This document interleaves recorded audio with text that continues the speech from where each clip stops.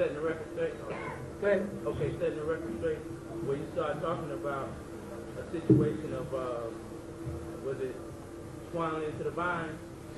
Now, if you have 1/4 of each part, I'm quite sure they don't have 1/4. As far as, but they still got it under law, whereas they can get the things and grant the things that they want. Right, but that's only because prior to the civil rights movement and affirmative action, etc., you didn't have any rights at all. Right? What happened is in the 17th century, right here in Georgia, where we dwelled, the Yamassee Native Americans, the Europeans came in and made a deal with us for equipment, heavy equipment, because we couldn't sell our goods because heavy equipment was starting to come in, more sophisticated farming. So they made a deal with us and told us that they would give us a certain amount of heavy equipment, like they usually do, and we pay them back in 6 months. You follow? However, and you can read this, you can read up on this. However, after we did it, they didn't hold true to that treaty because it was an oral, not a written agreement. They came back within 3 weeks, and then when we couldn't afford to pay them, what they did is they took the women and the girl children from us. All right? It didn't stop there, because that's not how the Yamassees dealt, right? And they started having children by them. Correct? What happened within a year's time, the Yamassee were trying to hold true to their word, and when they found out that these Caucasians, these British Caucasians, were having sex with their daughters, there was what they call a Yamassee massacre here in Georgia, right? Like the Zulu did, and they rose up and they started massacring Europeans and pushed them off the land. But what they had to take back into consideration is that a lot of their women had been raped by these Caucasians, and the children being born to them were mulattoes. You follow that? These mulattoes grew up, wanted to leave our campsites, or what they call presently reservations. They want to leave the land and go and look and seek out lighter people. So when these mulatto children sought out Caucasians to marry, they produced these Caucasian-looking people who by right can say they're Yamassee. You follow? You understand what happened? And then what happened is the tribes got, a war broke out. We blended in with the Seminole, the Creek, the Oshito, the Wichita, and different tribes as Yamassees. We ended up inside because then all the Europeans came together against us because we whipped a couple of ass.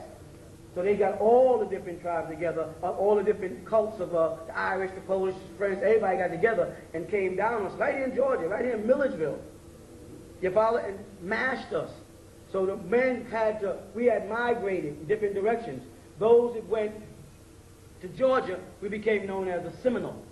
So far, ones who are going, so others of us went as far as Chile, became as far as Yucatan. We scattered in different directions, and we became mixed in with the Cherokee, so you find a lot of your Yamassee saying, I'm a Cherokee. And you say, how do you know? Because my grandmother is a Cherokee. And it goes back further than your grandmother. What about your great-great-grandmother? What tribe was she? Because the Cherokees was not always there. So they were called an Annie Indiga, which meant we the people. And all the tribes started naming themselves, like I mentioned a couple of weeks ago, we the people, because that was the first line of the Iroquois Constitution.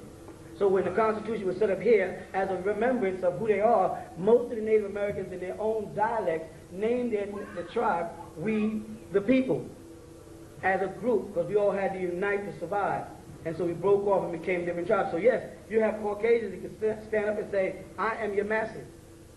As long as you don't stand up and say, right, he's Yamassee, he's my son. You follow that? And you couldn't do that until certain bills where guys like Dr. Martin Luther King, who didn't appear to have any value, had a great amount of value insofar as he got certain rights implemented that gave us the right to stand up in a courtroom. Whereas, let's say, the Nation of Islam ain't giving us no rights. All we doing is, as the Nation of Islam, we doing is talking about what we're going to do to the white man. Dr. Martin Luther King, you know what I'm saying, went out and got certain things passed that gave us the right to get into the courts, to get into the, into the universities, so we can get the kind of degrees, so we can do the kind of investigation that is necessary for us to make claims. And it's not about reclamation of land. The law literally says, don't say reclamation of land. I mean, you just got to be on the land. I don't have to reclaim my land. I have to be on the land. and then tell them from the land, this is mine. You know what I'm trying to say?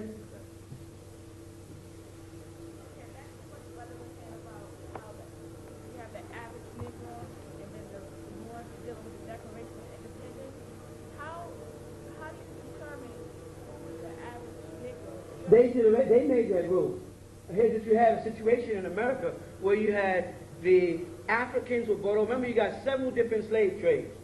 And they try to keep, say, for instance, let's say each group starts basing their philosophy or doctrine around one particular slave trade. Like the Nation of Islam keeps talking about John Hawkins in the 15th. Right? Then you'll find that the Moorish Science Temple talks about the 17th century, and they're talking about Sultan City, and that slave exchange. We as Ansars, we talked about the slave trade that came out of Sudan, where the people of Zimbabwe, certain Muslims, sold us over into slavery. That's our Ansars, and everyone, and all these were events. He wasn't in Mother Africa taking one group. He was going around taking different people and making a melting pot. But what they don't mention is that there were already people here, there was black people already in America, which are the parents of all those people from different parts of Africa, because they moved over here from Uganda thousands of years before we even broke up into different tribes in Africa and became what the Arabs call Africans or Ifriqians, those divided into faraka, into pieces. You follow what I'm saying? So now, what happened is when they got here, at the time we moved way down, let's move down 1,000 years and move to the 15th, 16th, 17th, and 18th century, you had in the shores of America Moors who were not Muslims. Had nothing to do with being Muslim. But you had Ansars who were Muslims, who came over here, who were brought over here out of Sudan. All right? So when you get a picture of it, thank you. You get a picture of, let's say, this is America now, and this is Africa. People were brought over here, all over this place here. And when the Caucasians started making rules and regulations, he was concerned with the African slave trade. He didn't care nothing about the Moors who came from Morocco, right? He didn't care nothing about the Moors that came from Mauritania. He didn't care nothing about the Moors who came from Senegal. He didn't care nothing about the Moors who came. All he was concerned with is niggas from Niger, which he called the Ivory Coast. He called them niggers, nigger, negrito. And they flipped the coin in the Latin-speaking world and gave negrito the respect when morenos used to have the respect. And then they call them negrito morenos, which is black Moors. Now they really got the people confused. It was done. So a person in Spanish will walk up to you and call you negrito and make like they're giving you a compliment. They don't know that the Caucasians switched it. Portuguese turned it around. And morenos was the compliment, because it meant more black by identity, not black by color. You follow what I'm trying to say? All right. So now, to get to your point. So you did have Americans. You follow? So therefore, they sent out ships to protect America. These are Moors. I got this in the Constitution book, the whole dialogue, the whole history is written out for you. Tells you the place, the time, and everything. Sent them here. So they made a treaty with them first. This is why the White House, the capital, so-called capital, is called the White House. Because the word White House comes from the word Dar Beida. Dar Beida means the White House in Morocco, and that's the capital of the largest city there. Rabat has recently become the capital of Morocco. The original capital of Morocco was Dar Beida, which in Spanish we say Casablanca, which means the same thing, a white castle or a large white house. So the fact that the United States has a White House as a central point and has a dome on it like a mosque tells you that it was influenced by people who came from Morocco called Moors, Dar Beida. You follow what I'm trying to say?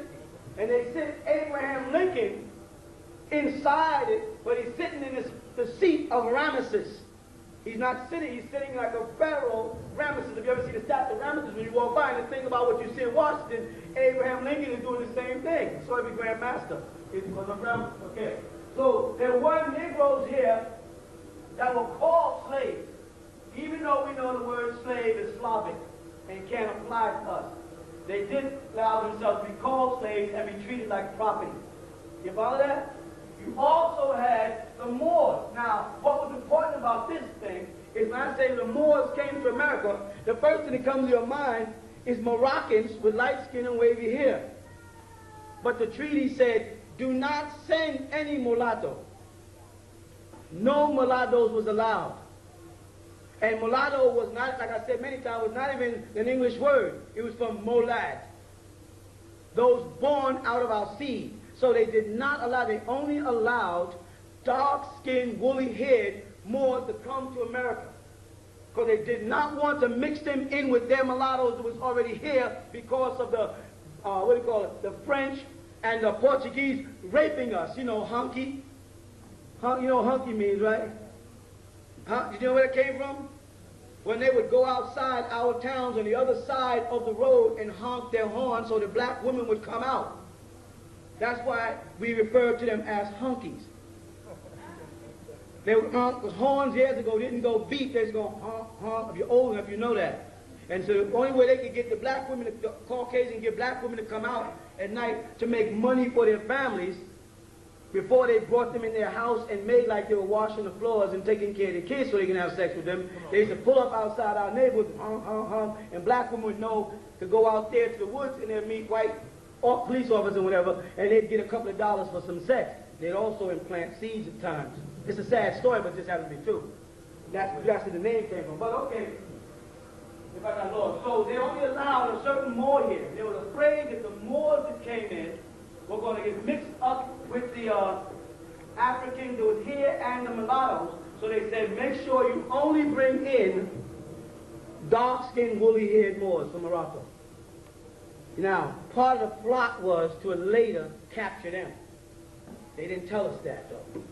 So now when we came in as Moors, they gave us documents and paperwork and treaties made with George Washington with his signature on it. It was in that book I gave you.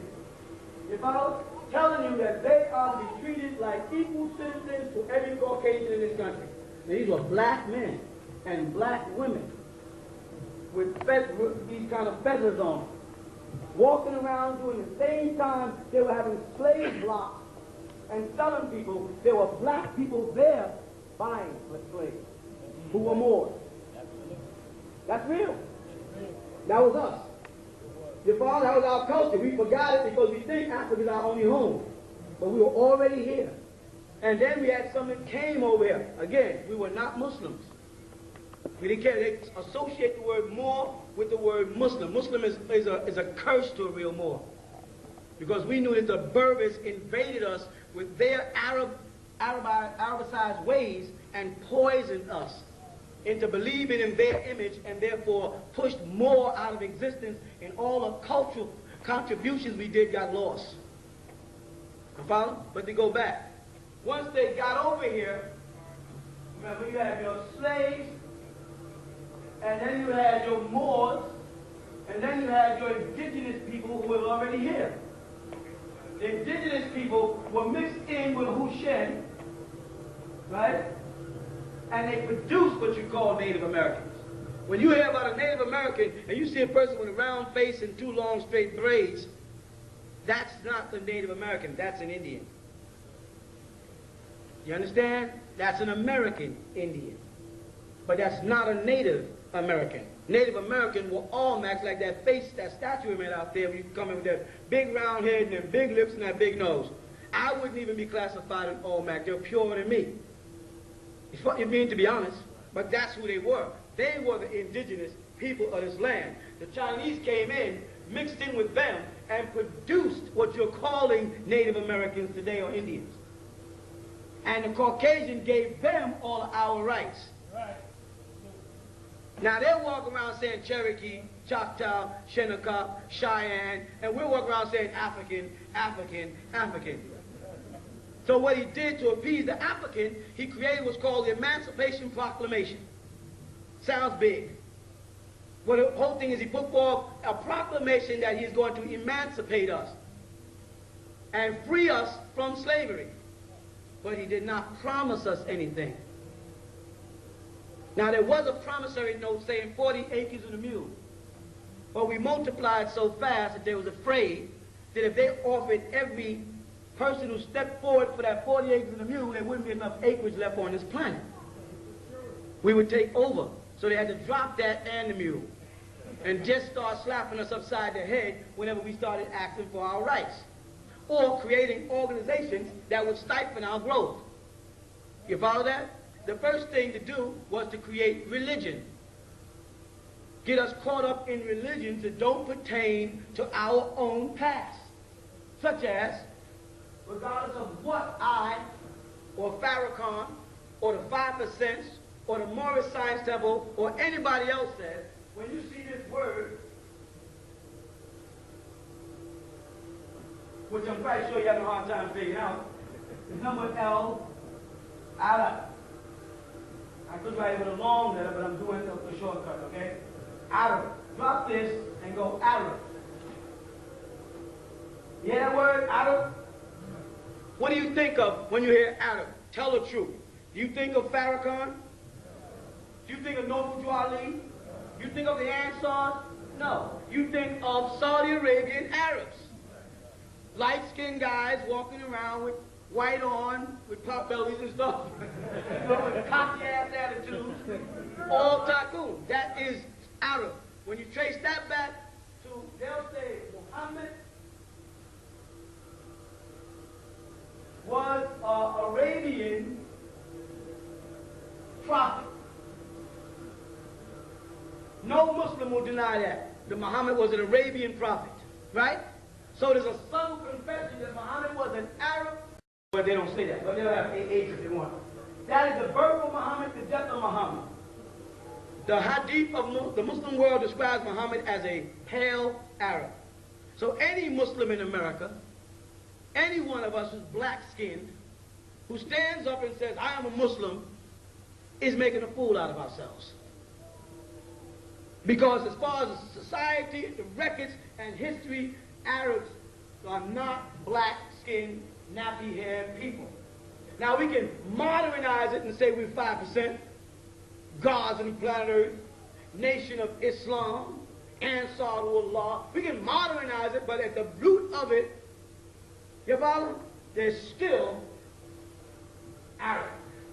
You go to Nigeria, amongst the Hausa, they can be as black as night, and they're Muslims, they're still surrendering to an Arab's culture. Meaning if you take it back to its point of origin, you don't see you see an Arab. So you don't have the right, and your rights won't support you in any international courts in this world saying, I am a Muslim by religion. Because Muslim will be synonymous with Muhammad of 570 who gave birth to it. Women. And the Muslims have to fabricate a false history to stay in the world of Tuggle by saying all the prophets before Muhammad were also Muslim. Until you say prove it. And so I can show you the Quran. I didn't ask you to show me your book. Your book started in the year 610 and stopped in the year 631 when Muhammad died. This is when Muhammad received his first revelation. Moses, Jesus, Abraham, all of them were before Muhammad got the Quran. Correct? Right. If the criteria for being a Muslim is belief in the Quran, then how could Jesus have been a Muslim if the Quran didn't exist when Jesus was born? How could Moses have been a Muslim if the Quran didn't exist when Moses was born? See, Muslims had to create a fake history because they only got 1,400 years of history, and now with computers, people are able to jump thousands of years in time in a couple of seconds. Historians, anybody can become a historian just by opening a laptop computer and doing a clip, putting in Corolla and go back to Muhammad and say, well, then how could Jesus have been a Muslim if the criteria for being a Muslim is making salat 5 times a day? And Jesus didn't make salat 5 times a day. And the criteria for being a Muslim is you can't make prayers anytime you want to. You must make them according to a schedule. And Jesus went in the Garden of Gethsemane when he felt like and fell on his face and prayed. So what's your criteria? They needed to fit in history to control the world as the New World Order. You understand? Now let's go back again. Let's go back. We'll eliminate this every time you say I'm a Muslim, I'm a original man, And I'm an Asiatic black man. You got a whole bunch of crap. Asiatic black man, you think you slick. You think you're easing into Asia with these Arabs, but you ain't.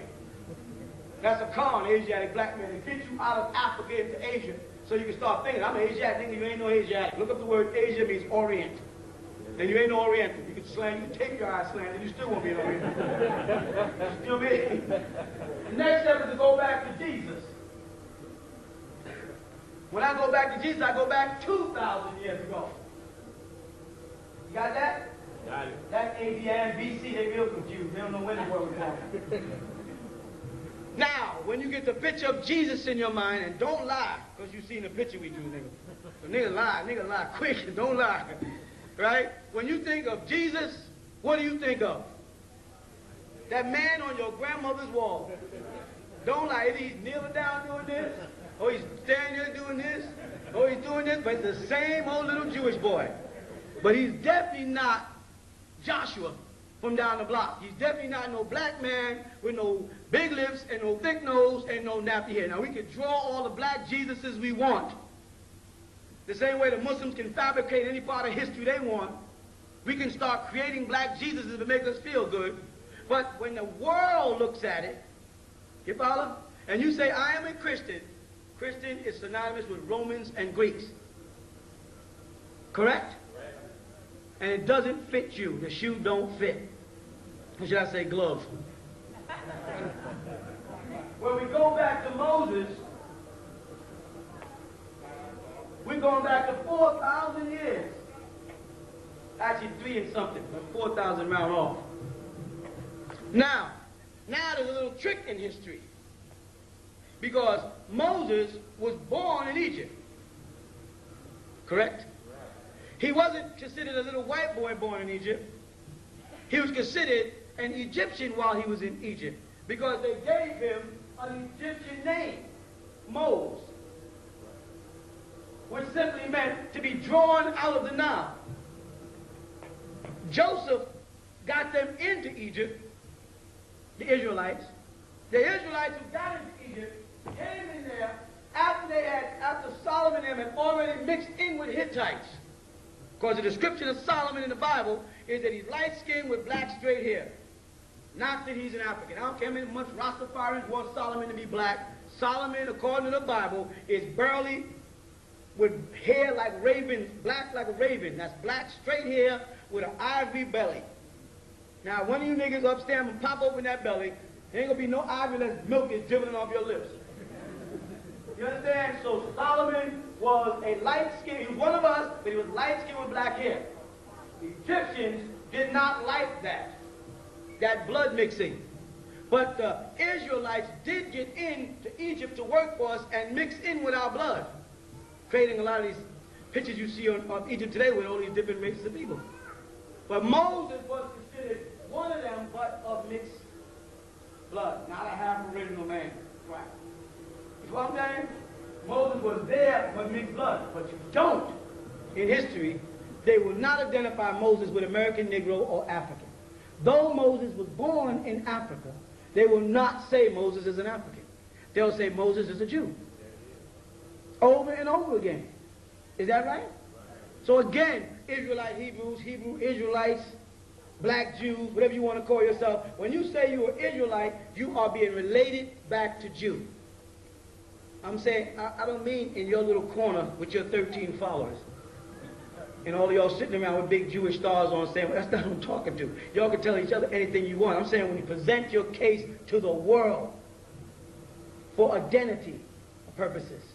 Because that's what it's getting down to. You follow what I'm saying? When we got to go up against the world and tell them who the hell we are and stop letting them tell us who we are. They didn't change who we are in the last 100 years 5 different times. We were nigger, Negro, Afro-American, now African-American, but they won't say more. You understand what I'm saying? They will keep naming us as long as we'll keep on accepting them. Nobody else comes over here to this country and allows other people to name them. The Italians come over here, and you go to a pizza store and they got an Italian flag up, red, orange, and white, and they'll say, I am an Italian. You call them a greaser, or what's the other thing they use for them? A what? They don't recognize it. They take it as an insult.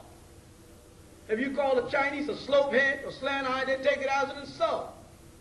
They call you a nigger, a Negro, or Afro-American, you say, thank you, son. Or colored. Like I got more colors on me. I got the less colors on me than anybody on the planet. Everybody else got blue eyes, blonde hair, red hair, green eyes, gray eyes, pink skin, red skin, beige skin. Niggas all come in one color. How do we end up colored? You understand? Unless you meant they colored us all in one color. All right, let's go back. So, calling yourself a Hebrew Israelite in the international community, trying to get your identity or your don't mean jack. You understand? You're going to have to go back to what is recorded. And you're going to have to go back and prove that. And because you were not writing in your language, but rather they were writing in Latin, and they were writing in Greek, you're going to find two words, Latin and Greek. One is morenos, and the other is nigger, the Greek word for black, found in your Bible, in Acts chapter 13, verse 1, where they call him nigger, right in the Bible. And that word, you look it up in any Bible dictionary, means black. They were calling Jesus' disciple nigger. Right, so calling yourself a Hebrew Israelite is not getting you nowhere. You follow? Now, when you go before this man and you want to get from under paying tax, you want to get out from under his laws, you're going to have to present a reason why. Saying that you are in bondage now because you're an Israelite don't mean nothing but somebody tied your hands up. That's what the word bondage means in a legal document. They don't give jack whoppy snap about the Bible. Otherwise, they wouldn't have you raising your left hand to it and putting your right hand on it. You follow what I'm saying? So don't fall for that. All right, so now you get back here and they say that, who are you? Who are you? The world wants to know. Now, you know we throw back at them? I'm Muslim. I'm an Asiatic black man. I'm original Hebrew. What else we call ourselves? You know what I'm saying? Then he goes like the Pharaoh did when Moses came back into Egypt. The Pharaoh said, who is your God? And he said, Jehovah. And he said, let's look this up. So we ain't got no Jehovah's in here. Moses said, I'll be right back. I went back to Jehovah. I said, Jehovah, I told them about you, and they said, you ain't in the book. Who should I say sent me? They said, say I am, that I am sent you. So Moses tracked back across the desert, went before the Pharaoh, and they said, go ahead, what's your case? I am, that I am sent me. And they looked at Moses, they said, it's cool, it sounds nice, but where's the proof? This is what you're doing. You're going before the great Pharaoh of this land, and you're walking in there and you're going, I am a Muslim. And they're going, and I am the original man. They go, go ahead. That's all I want to say. And that's all that happens in Farrakhan's speeches. We are the original people. We are the so-and-so. We are the this and this. You are the that and that. He beat you up. He took this from you. All right, now put some money in that can. I'll see y'all next Savior's Day. He ain't saying nothing. And if he says, we are Shabazz, the people are going to open the books of history and do what? The same thing like with Moses. They're going to start going through the list of nationalities, tribes, identities, and say, Shabazz, just a minute, Shabazz, that shit ain't in here. Well, Master Farad told me, who? Master Farad Muhammad. Excuse me, took him another book. And who's he? He's our God. Oh, God, okay, Master Farad Muhammad, Master Farad Muhammad. He ain't in here. This is what's happening to us. You know what I'm saying? This is what's going on with us every day. It's been going on for 400 years with niggas standing up with somebody else's culture and coming at the world as if they represent us. You understand what I'm saying? But now if you step back and say, who is your God? Say, I am my own God. I can be found in every one of those books. Because if you just trace out the history of Jesus and his description according to your Bible, you'll find that Jesus is black. And hair like lamb's wool, feet like burnt brass, as if they've been burnt in a furnace. That is the description in the Bible. I don't care what the hell you got on the wall. I don't care who drew that picture you got up there. According to the Bible, that's my description. When I want to trace out Moses, I know Moses was born in Egypt, so Egypt is in Africa, so Moses was an African. That's who I am. And Moses, according to your Bible in Exodus chapter 7, verse 1, went into Egypt as a what? As a what? As a Elohim, as a God. You know why he went into Egypt as a God? Because he couldn't go before him as a man, because the man in charge saw himself as a God. So when you're sitting in a court, and that man is sitting on that bench in front of you, right up there they got God. He's sitting up there. What does he call himself? Magistrate. What is that? The master.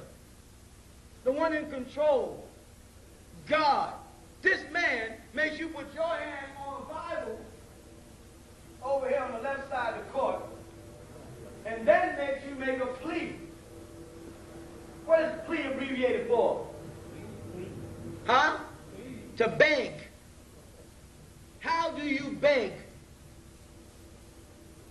Now, the statement is, in God we trust. Correct? Right. So if you said to him, I don't plead, I trust in God,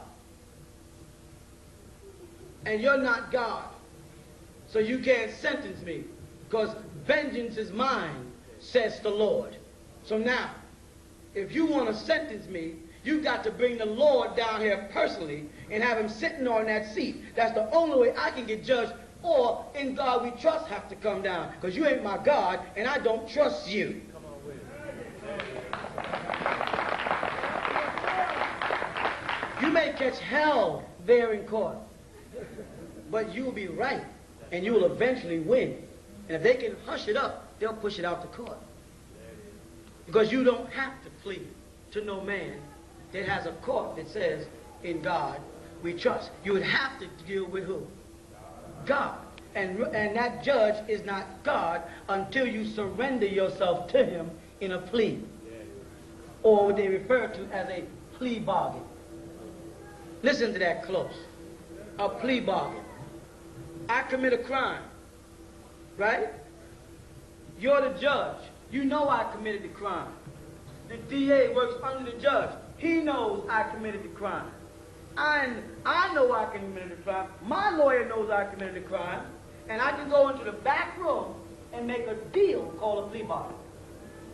Which means the judge, the DA and them are willing to overlook the crime. Is that justice? No.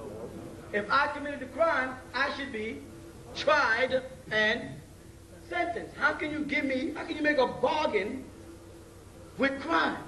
If there's laws of right and wrong, how can you bargain with it? How can you batar crime? That tells you there's no system there. You understand? You pay tax because you want to pay tax. And they'll chase you down and beat you up for those tax because you want to pay tax. And tax in this country. You say, well, because religion is separate from state. They said, then go out and get a charter and become tax exempt. But as long as you're tax exempt here, I can go into your records, check your books, and do anything I want, anytime I want to you. You understand what I'm saying? Say, well, I didn't mean that. I said separate religion and state. I am the state before your religion got here. And your church is based on religion because it's under God. And I don't fall under your God, so I can't swear on your Bible because I don't believe in your Bible. Because you have not proved this Bible to be authentic. So therefore I can't put my life on the line. So until you can prove this Bible to be authentic, I demand that you throw this case out of court. Because you have to prove to me that this Bible I'm going to put my hand on and swear to is authentic. And that can't be proven. You're going to have to prove to me that the God who we put our trust in does exist. And that can't be proven. You understand? Yeah. That's the law. But as long as you keep surrendering to him, keep on signing things over to him, you keep on giving him the power to rule you and control your life, you ain't got no power. You got to go back in and say, in your books, you have this word written. You sometimes in French spells it like this. You follow that? But it identified me. Back to the question, meaning that there were Africans over here that fell under your laws, the Emancipation Proclamation, and then there was us Moors who came over here to help you. You understand? And then there was both of our descendants who was here before you got here.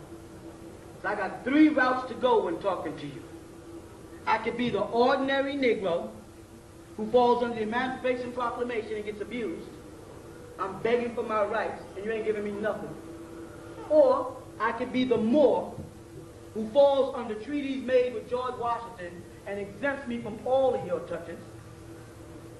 Or I can be an indigenous Native American and verify that I was here before you got here, because you can't say who was here before you got here. And I'm saying I was. Then I got to take my family name and link it back to a place. For instance, if you take the name, let's say York. York will go back to Virginia, Boston, and throughout the Carolinas. You'll even find some Yorks in Louisiana. They just left there. But mainly the Yorks are in Virginia and somewhere out west with Washakie. So that name can be traced to an environment, Virginia, where a man called Ben York died. Right? And this guy, Ben York, has been proven to be the name Yusuf Ben Ali. Because he went into the courts in North Carolina and fought for his rights as a Moor, because they were captured by the watchmen and shuttled in with the Negroes. You follow that? And mixed in with them and sold as if they were Negroes. And they weren't, they were Moors. So they went into court, fought the case, and won. And they stamped on their papers to be given all the rights of a white citizen in America. This is you. You did this. So I can trace it back to this man here, and then trace him back to the Yamassee tribe of Native Americans and the mixture of the Moors from Morocco and Mali. We can trace it all back and trace it right back to Georgia. Once we get that piece of paper together, I'll talk to you about your Parhams out here, you Williams, and any other last name who has a family roots in Georgia. And we can trace them back and find out which Native American tribe you got ushered into. You understand? Because all of y'all who survived with a long nose got ushered into some Native American tribe. You see? And once we get all of that together, we can keep centering it around Georgia. On record in Millersville, in the file, is the Yamassee tribe, and the description is you. They have it there now. If you don't believe me, go check it. The woman told us, literally, when you finish your research, could you please send me back a book, because we need more information on y'all. Go ahead, That's what she told us in the library in Millersville. When you finish, if you go there, they'll say, some other people was here asking about this too. Them other people was, hello? I want to pull out all the files on it. All the information. How did the college get possession of Rock Eagle? When did they get possession of those deeds? How they get, who gave it to them, and etc. And go back to that person and trace out the name of that person, which we've done, and found out it was illegal transaction. Produce the document was the question. Show me the document. Well, we can't. Then I can show you the genetic trait that I am Yamassee, Washita, Cherokee, Creek, Seminole, as well as Moor.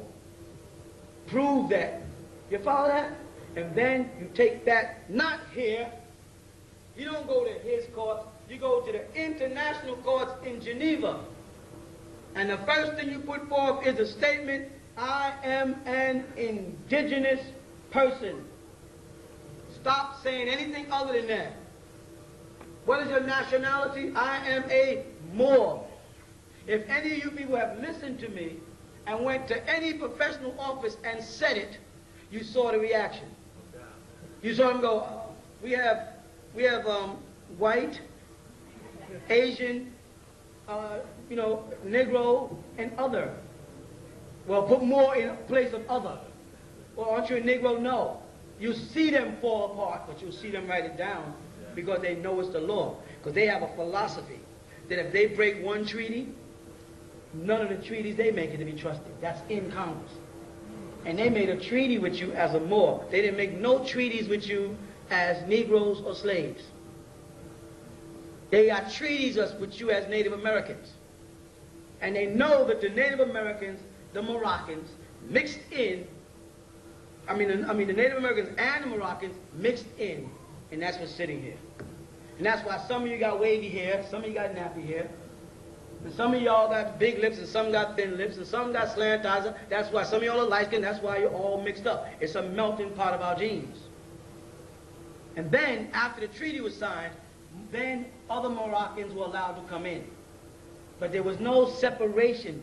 If you go to Morocco right now, you don't find the racism you find right here in America. And there's a strain of Moroccans that run from the French, those who think they're French, all the way down to those who think they're Africans.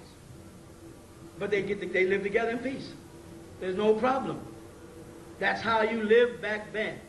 So to answer the question, there are Negro slaves here. And as long as you keep saying you're Negroes and accept organizations like the NAACP, you will never have rights to what is rightfully yours. You with me? But the moment you start saying, I am an indigenous person, sovereign, I belong to a sovereign nation, they can't do jack with it. Because they have admitted in their textbooks that they came to America, and when they got here, people were already here. And all you're saying to them is, correct. I am of the people that was already here when you got here. You can't say I'm not, because you hadn't got here yet. I am not an African. I was not a part of the slave trade. Got me mixed up with somebody else. That's my brother here. He go right here. And he's walking around saying he's an African. That's his business. There goes my Negro reform. That's my reform brother right there. See, he's a Negro, American Negro. That's not me. Now, you may not want to do that. Standing around, you know who the hell they are. But when you walk up to brother from Puerto Rico and say, what are you? He said, Puerto Rico. He said, no, you ain't. You're not a Puerto Rico. What are you? You're a Moor. You know what I'm saying? I'm from the Dominican Republic. You're not a Dominican Republic. You're a Moor. Cuba's a place, not a people. And no, I'm Cuban. Don't let them fall for that crap. Stop to strip back all the names and keep saying more. And then we become the majority. And according to their system, the majority rules. So if all the Latinos, Asians, Nubians, as you want to, whatever, come together and say we are all Moors, what happens? We control the thing. Now, you could be a Moor brother and say, Assalamu alaikum. Say, Assalamu alaikum. Jesus is Lord and Savior. Jesus is Lord and Savior. Shalom leka. Shalom leka. Neturu. Neturu. Odabo. Odabo. You know what I'm saying? Anything that makes you feel happy. But your nationality first. Because when they weigh us in this country, they weigh us blacks against Caucasians, right? But if I stopped and raised my hand and said, excuse me, sir, and I mean that from the bottom of my heart, excuse me, sir. Just what nationality is Clinton? I want to break that down. I like Clinton. Now, what nationality is? He's Irish. Let's separate him over here. You follow? Let's go to Cuomo in New York. He's Italian. And let's go to Koch. He's Jewish. You know what I'm saying? So I start taking them, and where they got white, I start taking them and breaking it down like this here. Irish, Polish, Scottish, Jewish, French, German, Italian, Swedish. Don't be afraid. Huh? Russian, what? Polish. Yugoslavian. Okay, go back to point. Yugoslavian. However, they say we are all Negroes. They don't want to recognize that if a person comes over here from Trinidad, that he's a Trinidadian. The moment he gets over here, he becomes a Negro. But brothers from Cuba, and he's dark-skinned right away, he is. Everybody who speaks Spanish is Latino to them. They don't care whether you're from the Dominican Republic. You speak Spanish, you're Latino. Correct? And if you say to him, excuse me, sir, I'm not Latin. Because Latins are Romans, and I'm not a Roman. Your father there, you back him in his tracks. Person says, excuse me, I'm not a Trinidadian. I'm not Three Mountains. You know what I'm saying? What will happen when we do to them what they have been doing to us in reverse? Will demand that they present the man on television or the woman on television that commits the heinous crime, that they put first their nationality. Because unfortunately, because we're calling them all look-alike, if a crime is committed and they put you on television, they say, well, a nigger did it. They don't say a Cuban did it. You know what I'm saying? It's a nigger did it. But when Caucasians do that, there's no way to log it. I want to be able to say, okay, an Irish man is the one who robbed that store. A Jew just burnt up that building. What was his name? Who burnt up the government's building? What was his name? McVeigh. What was he? McVeigh. Well, say it. You know, not y'all, them. Say, young Irish guy blows up US FBI building. So everybody can turn in and focus on the Irish and say, you Irish are bad people. So if I catch Irish people walking in my neighborhood at night, I can stop them and say, you better get out of here because you're up to something. If I have a store and an Irishman walks in, I can walk up and say, can I help you? Because y'all got a history of blowing up buildings. So we don't need you Irish people walking around our neighborhood. That's what they do to you and I. Snoop Doggy Dogg commits a crime, and I walk through the neighborhood and they ask me, come here. What are you doing here? Walking through the neighborhood. You live around here? Does it really make a difference? Yeah, it makes a difference because we don't know who you are. Are you supposed to know who I am for some reason? To have a hit record or a movie or some shit out? Unless you're implying because I'm walking through a white neighborhood on the planet Earth in the US of A where I have my rights and pay my taxes that you're supposed to know who I am. But I know you're not doing that because you'd be in violation of my rights. You wouldn't want it. That's not what you. You know what they'll say? Nigga, just get out of here. Whoa, so, more, just get out of here. Nigga wouldn't have questioned you. You know what I'm saying? I have a right to stay here unless I'm in violation of some law. I have over $7 in my pocket, so you can't get me for loitering. I don't have any tools, so you can't get me for burglary tools. I don't plan to piss on the sidewalk, so you can't get me. I'm not going to talk to no white people, so I won't be disturbing the peace. So what is your case? And if you don't have no case, get out my face. And you do have a right to ask them. You just don't know you do. And when you start asking them, they back up off you. I'm not saying you to get arrogant. I'm telling you to ask questions. If you know you speeding, nigga, don't say why you pulled me over. Because then when I want to question him when I wasn't speeding, that's what kills him. Because you lied. If you speeding, they pull you over, say, lie, I speak, give me a ticket. Because I know I'm doing, I wasn't speeding. I was only doing 150. I didn't know I was speeding. Then when I come to the neighborhood and I'm not speeding, they pull me over just to keep us out of the neighborhood, man. So yes, there was a mixture. We have got to put them on the spot. And as you talk to Caucasians, the same way they do us, say, by the way, what's your nationality? Yeah. What do you mean? What's your grandmother? She's Irish. Oh, okay, just want to know. Why you want to know? I mean, the same thing wrong. We want to know. I just want to know what you know. Because if you're Irish, I know that you believe that you came from little gnomes and shit. And at least I know back in your history there's some dumb shit about men walking around with bagpipes and short skirts. You know what I mean? I just want to know. Is there anything wrong? And if I talk to a Jew, I say, at least now I know you think you God's chosen. Everybody else is Gentiles. Everybody's going to hell except you. At least I know how you feel about me. Now if I say you're Italian, you belong in the mafia? Why you got to say all Italians is in the mafia? Why you got to say all niggas wrong people? Let's set the record straight. Let's stop being questions and let's start throwing some questions. Politely. Like I said many times, they ask you, can you help me in the store? What do you say? Yes. A white person walks up to you and you shopping and say, can I help you? You say yes. The moment I finish shopping, I get my package, I want you to help me carry it to my car. And if you don't intend to do that, then get the fuck out of my face. Straight up. Because they will walk over and ask you, can I help you? You know what I'm saying? There, you can help me. Nigga, carry this bag. That's what you mean, right? Because you can't help me decide what I want to wear based on the way you dressed. You can't help me pick my style of clothes. Look at them shits you got on. So what you mean by help me? Carry my packages. What else could you possibly mean? You understand what I'm saying? Any other questions on it? Yes, brother.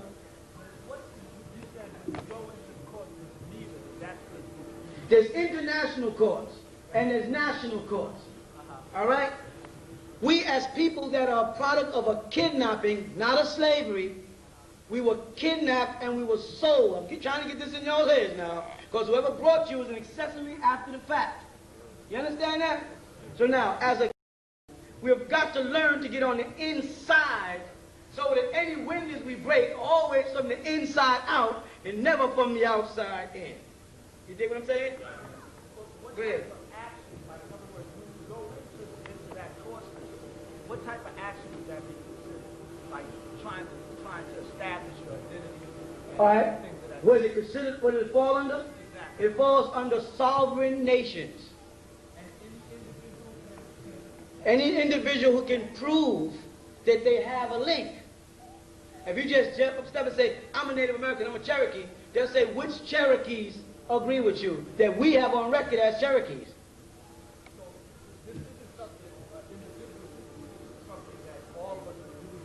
No, I can do it as an individual because I can prove by the name York that I am linked into Ben York, who links in the old York, who links in the Yusuf Ben Ali, who got those petitions.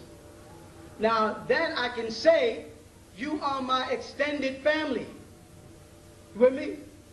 This is my brother, cousin, and she's married to my uncle, and so we are extended family. So I can put forth a petition that you are petitioning me. And I'm saying, right, he's a Washita. Right, he's a Yamassee. He's in our tribe. Then you take that petition anywhere and flop it down and go, boom. I have been verified to be a part of the Yamassee tribe by a person who's a Yamassee who have verified who they are. That's how it works. You know what I'm trying to say? But anybody can go try to do it, and they might succeed. I hope them. But we do have a system working. And we hope don't get disturbed by our own people messing it up. Yeah. Way in the back.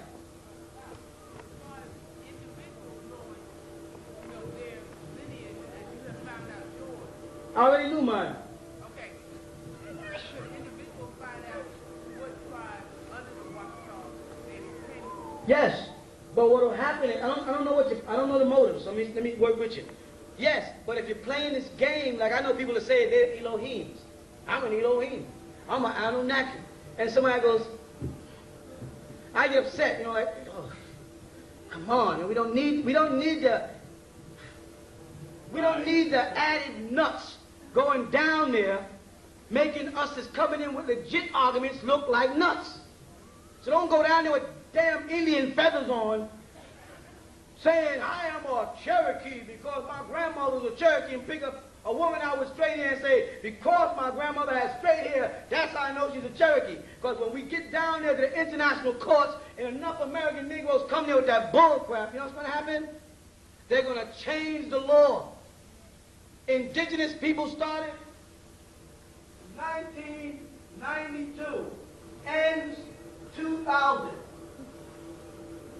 You can tell me you are a Shoshone, and I will ask you from which reservation. Let me see the certificate. If I don't ask you, I'm just respecting your request or your wish. Prove it to me. So if black people just start standing up saying, I am of this, I am of that, the devil is going to alter the law. And he has no gripes about changing laws. Yes?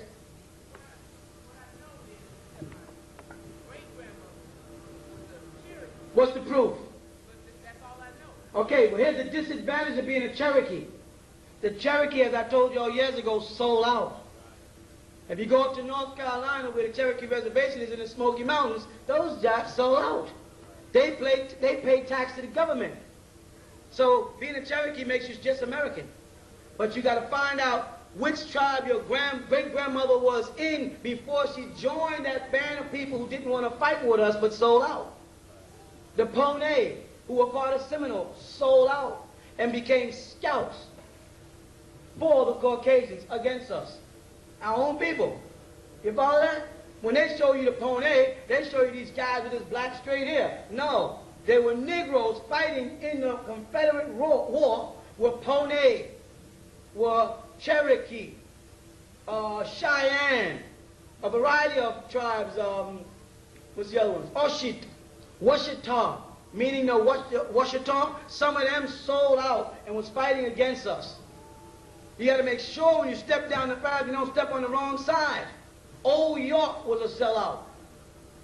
The Duke of, Sergeant York, who's one of my relatives, was also a sellout. He fought with the, what do you call those guys? The black troops, the Buffalo Soldiers. They pump you up, the Buffalo Soldiers. Buffalo Soldiers was Toms. They sold out the family and fought against and massacred Native Americans. He's in the family. I may not like it, but it's truth is truth. I'm not going to hide it. You know what I'm trying to say? If Ben York wasn't a sellout, he wouldn't have been running around with Lewis and Clark and them interpreting things for the Native Americans. But when they betrayed him and it got personal, he set them up and altered the treaty of the Louisiana Purchase so that they didn't buy anything but the police barracks downtown. And those documents were verified. A sister in Louisiana, Veriachi Empress, brought it up, went to court, proved her case, and got 68,300 and some odd acres of land back from the government right now. You follow? And that means the door is open. But if you're not planning on opening the door and holding it open and ushering a bunch of people in because you want to do your own thing, then don't mess our stuff up because you're into yourself. Whoever does it got to hold the door open and get as many people in as we possibly can. Because when they acknowledge Empress Veriachi, a black woman with woolly hair, as a Native American, they open a door. Because before that, you only had one concept of Native Americans. People who were in Oriental looking with round faces with braids running down like this or feathers. Now they're confessing, no, that those people came after the original Native Americans. And that's you. So you have rights, but you got to go before them right. Don't bug out, and if you go mess it up, don't interfere. If you don't know what you're doing, don't be fronting, in other words, niggas. But niggas be fronting. Don't be fronting. This ain't no time to be fronting and pretending you some shit you ain't. Mess it up for all of us. You know what I'm saying? Niggas, shut up. If you don't know what you're talking about, shut up before you mess us all up. Because we know we talk too damn much. That's our problem. I'm sitting there telling y'all laws I should be keeping private and just getting it done. But y'all be probing, you want to know, what's this, what's that, what's this? If I didn't, if I said I'm going to take your bill, what's he up to? You stealing our money? What's he trying to do? So I'll tell you what I'm doing. So now, can I do it? No, you can't do it. If you did, you wouldn't be asking me, could I do it? You'd know. You understand? So don't mess it up. Because a person at my age, 52 years old, got to be doing it for you. I ain't doing it for myself, but I got 10 more years before I might not even know what the word Washita means. I'm trying to get it done for the young people, and they got more to fight after that until it's all straight. Until we can tell them, get off of our land. Take your bombs and your wars and your politics and your racism and your hate and get the hell off our land. When I say off our land, I mean off of America. I don't mean off of Georgia. I mean go back to Europe where you belong with your evil stuff. And those amongst you that don't want to be evil and want to live right, well, you can live in peace. But you evil as white people that think everything is based on wars, why are you up there messing with Mars? What would have happened if you'd have landed on Mars and some Martians would have slapped the hell out of one of y'all?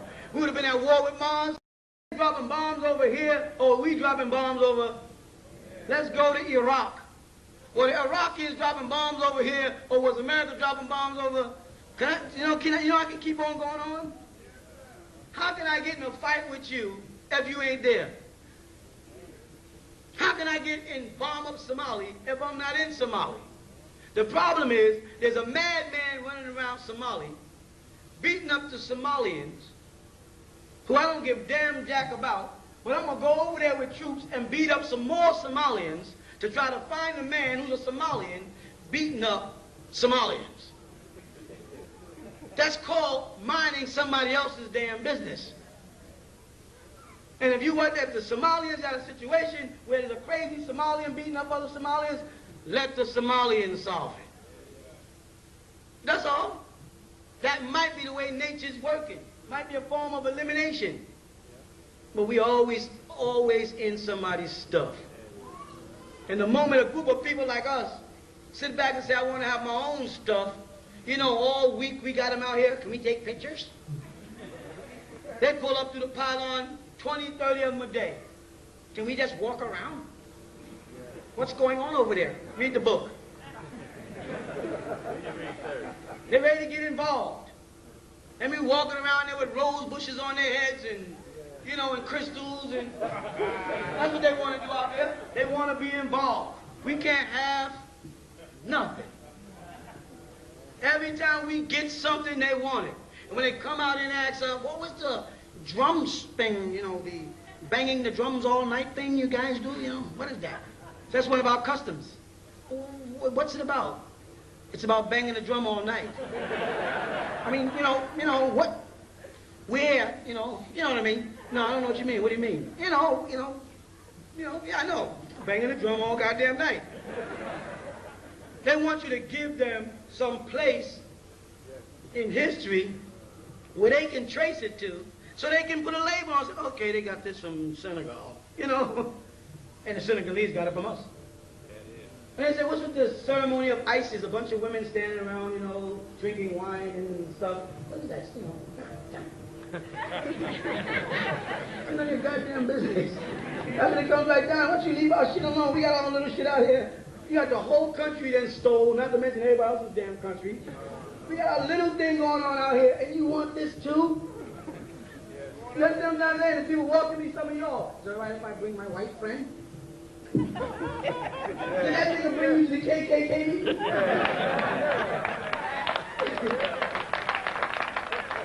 Did he invite your ass anywhere? Why are we always inviting people places? All they do is come in and take our stuff. If they can help it, there'll be a whole bunch of crystal-worshipping witches walking around out there. Oh, Isis, the mother Isis, the witch of witches she'll be. Be a whole bunch of old Amorites standing there chanting some druid crap. Christians will be saying, see how it's shaped? It's shaped like a cross. It must be the Blessed Mother Mary. They'll be having Christian services out there. Why can't y'all have your own thing here? I'm not saying white folks can't come. Anybody can come anywhere in America, correct? For as long as this piece of land is America. You know what I mean? But they can come visit, but what, you know? Don't be ushering niggas out. Come on out there and do it with me. Come on, you know? Come on out there and walk around with me, white friend. I ain't doing that crap. They'll be out there with beer cans soon. They don't got no respect for anybody's religion. Watch any movie. They just dog God. They dog everything. They don't respect nothing. So why invite them? Why create your own destruction? I don't want to sound like I hate white people. It's not about hate. It's about them. And I got my own thing here. Well, I got a basketball game. And why you on the court? Go play hockey, nigga. I ain't no hockey club. What you doing over here? It ain't my fault that nigga got in the golf game. It ain't my fault. Y'all shouldn't have let him in the court. Tiger Woods don't belong on the golf course. That ain't a black man's game. Thing. Sister.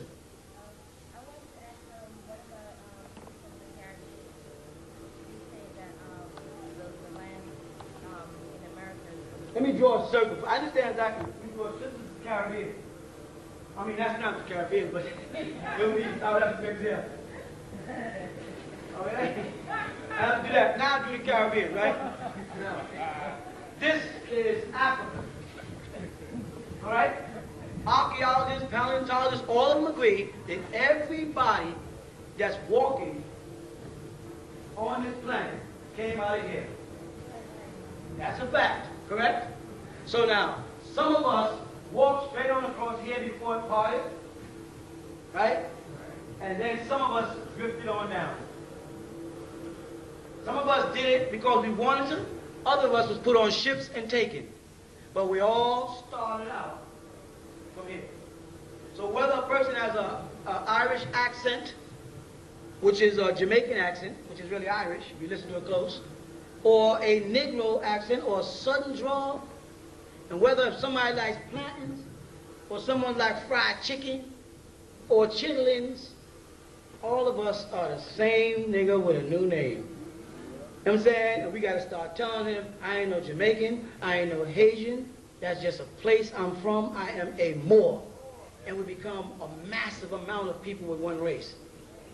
You know what I'm saying? And then when we move like your family wants to come over here from the islands, you just say, come on, and they can't stop you when they recognize who they are. But as long as she's saying, or I'm saying, I'm Trinidadian, and I want to come to America, then he says, ask me, can you come? You know what I'm trying to say? Ask me. And if you said, I'm called a Trinidadian who was once in America before you moved me here, I'm coming back home, they can't do jack shit. It's laws that you don't know. How you don't know you have? Because you have this tendency to go surrender to him. That's the answer to the question of how come Farrakhan was allowed to go to Libya when Americans were told they can't go to Libya because Libya was at war with America. Because Farrakhan is not an American. You follow that? They can't stop you. They can only stop Americans. You follow that? He don't even know that's the reason why. He don't know that's why. He's probably trying to figure out himself why they didn't whip this shit out of him. Because he's not an American. They really can't stop you from going anywhere. Because I can't stop you from breaking your way out. He can stop you trying to come back in. You with me? So right now, if we wanted to leave and go to Ghana, we can pack our stuff up, and we can go to the airport, right? And jump on a plane and go to Ghana. And nobody won't bother us. You know that, right? On your way back in is when the customs stop you and check your stuff, and check your passport, and check your visas, and ask you about your exit visa and your entrance visa. On the way out, they don't care. You can drive from here to Florida and they won't even take tolls. On your way back up, back home, that's the way it works. You with me? It's a game. It's a big game they play. And we gotta get out from under the game. And when enough of us start doing it, then they will alter the law and get out your way. You understand? They will take an organization like ours and say, give them what they want. Because the people that follow Farrakhan ain't gonna never listen to him. Because they listen to nation. You just said it, nigga. Just as something cool to say. It's nation time. But now, what do you do to prove that it's nation time, that we are independent nation, and that we can stand on our own? What are we going to do about that? Nothing? Well, we got to start somewhere. The people across the lake over there, across the road, called us this week and said to us, being you won't sell us your land, we are willing to sell you the land across the road. You know what that means? Nigga, being you ain't leaving, we're leaving. We have, how many acres here, y'all? That's 600 more they want to sell us. Now, that's real. All the other crap, we got some land down south, and we putting together farms and all that kind of stuff. That don't mean nothing if you're not trying to set up an indigenous nation, sovereign people, making decisions over themselves, educating their children. I can channel the amount of crack that comes in here, the kind of alcohol or spirits or whatever the hell you want to call it that gets in here, create your own police department to police your own environment, you follow what I'm saying? Then that's called peace of mind. So you ain't no Muslim until you got peace of mind. And you ain't got no peace of mind living in his world while you saying Assalamu alaikum. And he's telling you what to do and how to think. Tell him you take Juma Friday off to go to prayer, I'm going to fire you. So you got a choice between Allah subhanahu wa ta'ala and your boss and your rent and yourself. If all of you just say, oh, I'll make it up later. Fail safe. Come on, y'all. Got it. That's dangerous. Anything else?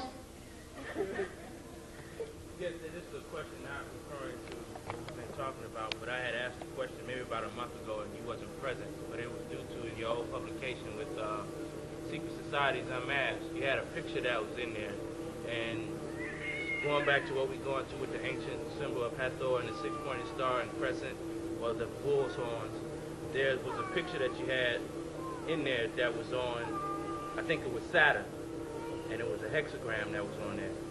And I was wondering, how does all that tie in with what we're doing? Because it's there. Because I saw the picture. It's an old publication, though. Right. I know exactly what you're talking about. Okay. The hexagram, the pentagram, all of those are our symbols they stole. The ram's head that they turned into something negative was a symbol of Ra when it dealt with us. And it dealt with the sun, and their concept of hell and the fire and the heat was Shambhala. Everything they made in their religion comes out of us. Our symbols were made up of two. We had the male symbol and the female symbol. This here symbol represents Isis, and this was Osiris. Right? Osiris was governed by the deity Min. You understand that? Min is the phallic symbol. This represents the head of the individual, arms, legs, penis. So I've been trying to tell them people in Nation of Islam, tell me that's 5% of the loners. They say this represents Islam. They say arm, leg, arm, head. You heard that before, right? And I said, well, I don't know about you, bro, but I got an arm, a leg, a penis, a leg, an arm, and a head. I don't know what happened, what religion you come from, or who cut your shit off. You know what I'm saying? But you're missing a point. If any man in here stands up and parts his legs like this and spreads his arms out, you won't get a 5-pointed star. You may see a 5-pointed star because he's dressed. But if he stands like this, you're going to get a 5-pointed star? What are you going to get? All right. Now, when you look at this, this is a cavity, a meeting point of the power of birth. Which creature between us will stand like this and be 5 points? Let's think for a while. This is real goddamn complicated. Now, let me see. Women. Right? Am I right? Right? Women, right? When is the Nation of Islam going to wake up and realize that dumb shit, arm, leg, arm, head is not real? You follow? Never will. And this symbol in ancient times was inlaid in this symbol. They used to put this within this in a circle. They called this one the seal of David, and the seal of Solomon, and they call this one the shield of David. In ancient times, both Solomon and David was us. Now, when you put a crescent on it, and put a star here, and tell the world that this is a symbol of reality, of facts, all wise, right, and exact, perfect, bond, you lying, nigga. Because if I complete this moon crescent, there's no way a star can get on this side of the moon. You with me a minute? As long as you show a crescent, you give the impression that a star can be placed here. But when you see a crescent, you're not actually seeing a piece of the moon, you're seeing a whole moon with a piece blocked off. And no star could get on this side of the moon. So it's a lie. It's an illusion. It is not the truth to tell a person that the five-pointed star on a crescent is a universal symbol of sun, moon, and stars. You know why? Because when I say the symbol of the sun, moon, and stars, what am I doing? I am being redundant. Because this and this is the same damn thing. It's lies. So when they present a five-pointed star on a crescent, they intend to tell you lies. It's an illusion. It causes confusion. And that was the purpose of religion from day one. To divide us. To have us kill. Who is responsible for most of the bloodshed in the world today? Religious people. Terrorism. Right? Self-righteous individuals who think they are in direct contact with Allah or God, and thus they can go off and kill people. It's an illusion. And it creates confusion. And we have to defuse it and put the facts back. So pop off that look down at that five-point star and crescent ring you've been wearing and realize you've been had. Now if you say, well, God, what about the six-point star and crescent? Isn't this an illusion because this is a star and it can't fit inside of a crescent? We spoke years ago and we told them that this symbol is not a crescent, that it was a symbol of a snake with its tail in its mouth. The crescent is only used when it's dealing with Isis or Dinah, the female principle. The star was supposed to represent the semen, the power of male, the reproductive, the ovaries and the semen coming together. Not a star and a moon. The serpent with his tail in his mouth represented taking control over evil. It's like a dog chasing himself in a circle. And in that, we put the seal of Solomon. And in that, we put the key of eternal life. Questions here. The sphere, that you see on my face, it's the same as the Ankh. It's the same thing. But we did not say it represents the universe and the sun, moon, and stars, because that would be a lie. Whether they like it or not, it's a lie. Okay? All right? Okay, so basically is it a symbol for their Saturn, like it is here? It's all, yeah, definitely. Okay. You have, no, what you will find, when you look at what they find, which is beautiful for you, because I'll go back to that too. When they go to Mars, and we said they were on Mars, and people are saying they weren't on Mars, and this was like 5 years ago, right? You felt a little crazy, because you were listening to this crazy man called Dr. Malachi, who was telling you that they're on Mars. They got Mars projects. Remember that? And you was reluctant when you was in an intellectual conversation to bring up the part of the doctrine where I mentioned that they were on Mars. You beat it around that part, use the parts of the doctrine where you wouldn't look stupid. See, but now that they're showing you flashbacks from Mars, and you know anything you see on television, they had for at least what? 10 years, you realize they was on Mars, what? So now something else you said is confirmed. And when they get to Mars, they're naming rocks already. They're giving them Disney World names. Snoopy. What's with the familiarity? You know what those are? Those are nicknames not to have to tell you what they see. They are appealing to your better instincts. By saying Batman, you have an image of a Batman, your mind immediately goes there. You say, listen, you're on the moon, you're on Mars, you've been up there for 2 days, you're getting messages. Well, give us the facts. Is there life on Mars? Well, according to what we see, there's definitely a possibility that there was life on Mars. Does that mean all of the textbooks pre that date get thrown away that said it was impossible for life to exist on Mars? Or do you admit that there are people on Earth that know a little more than you that said there was life on Mars when you said there wasn't? They can't do that. Because if they accept the fact that I said there was life on Mars and everybody thought I was crazy, and now they're saying it's not, what's that going to do about everything else I tell you?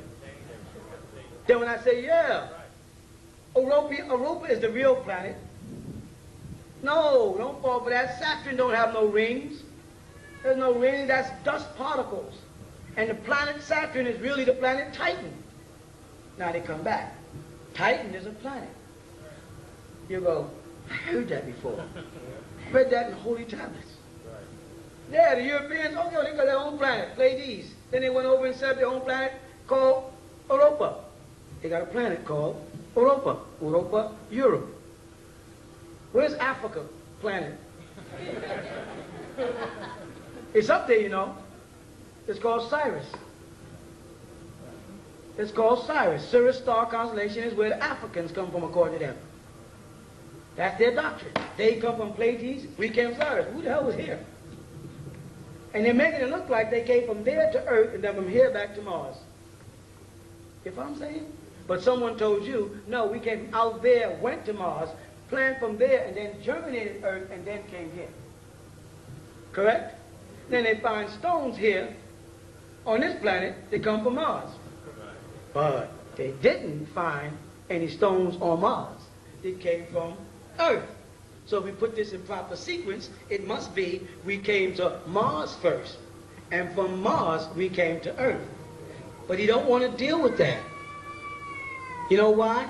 Because genetically, by the thickness of his lips, he couldn't have been around that long. Because he made what they refer to as evolutionary charts.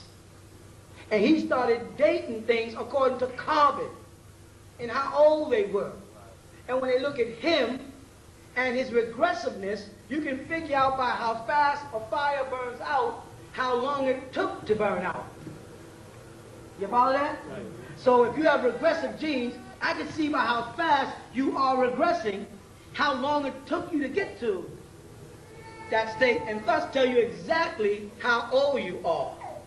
So now, if between, that's my pen, if between 1970, now I use that as a date, and 1990 what? 7, we're having more and more complaints about how the sun